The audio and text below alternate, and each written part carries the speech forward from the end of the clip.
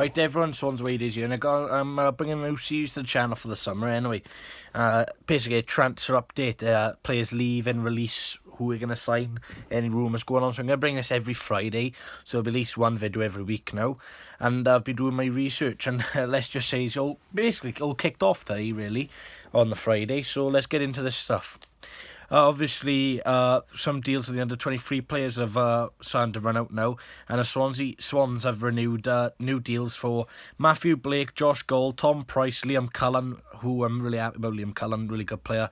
I see him in the first team very soon because he's been impressive for the under-23s. Kieran Evans, Cameron Evans, Mason Jones-Thomas, Mark Walsh and Daniel Williams. So congratulations to all of them against new deals to the Swans. Hopefully they'll have another couple of good seasons under the 23s now and in the youth academies, and hopefully push on to the first team very soon. But unfortunately, with the good stuff, there's also going to be some negative stuff, and a few players have been released, and one I'm not happy about.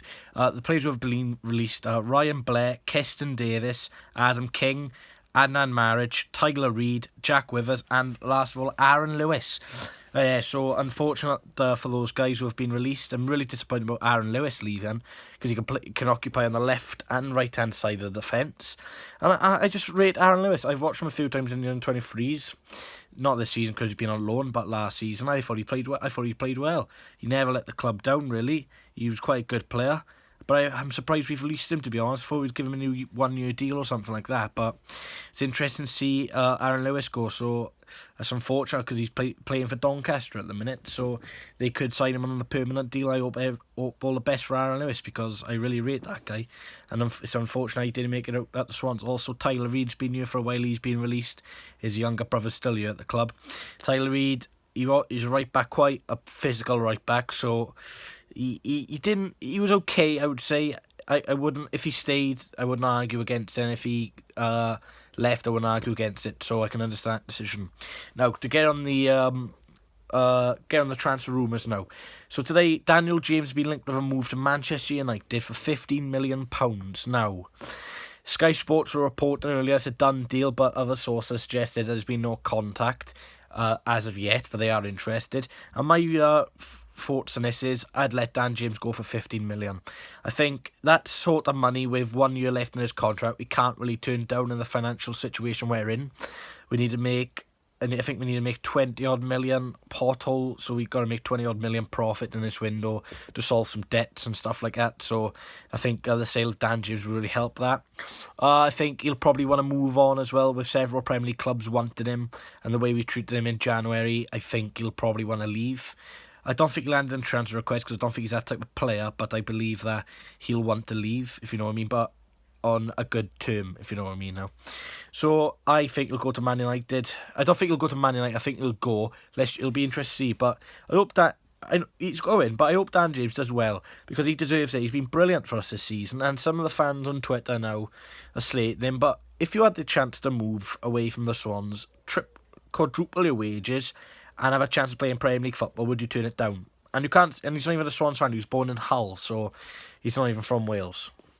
So hopefully he stays, but I can't see it. So Dan James being linked with a £50 million move to Manchester United today, and a loanee returning is Ayew. Of course, Ayew was at Fenerbahce. He scored 5 goals in about 34 appearances, I believe, and he was awful. The Fenerbahce fans didn't like him; they were booing him. Fenerbahce had quite a poor season by their standards, one of the worst in history, and the signing of Ayew didn't help that, did it?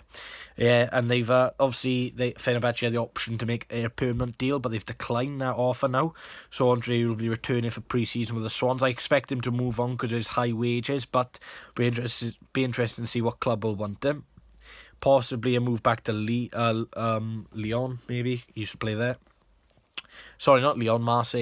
He could go there, but he's a good player, Ayew, but we can't keep him in the Championship. We've seen the cost of Wilfred Boney, how much that's affected us this season.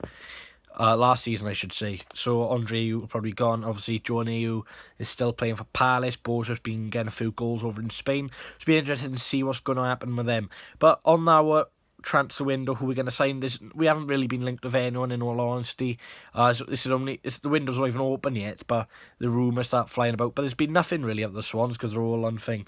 But let's just see what's going to happen with Dan James. So thanks for tuning in to this new series I got for a few months while there's no vlogs or anything. So if you like this video, can you leave a like? Comment about the Daniel James situation. Would you sell him for 15 million, and what club do you think he'll go to? Give me your opinions on the players released. Did you want anyone to stay, or the players who got a new deal? Did you want them to get released? And give me your thoughts on Ayew returning for pre-season. So thanks for listening, guys, and stay tuned for this Swans Away Days channel.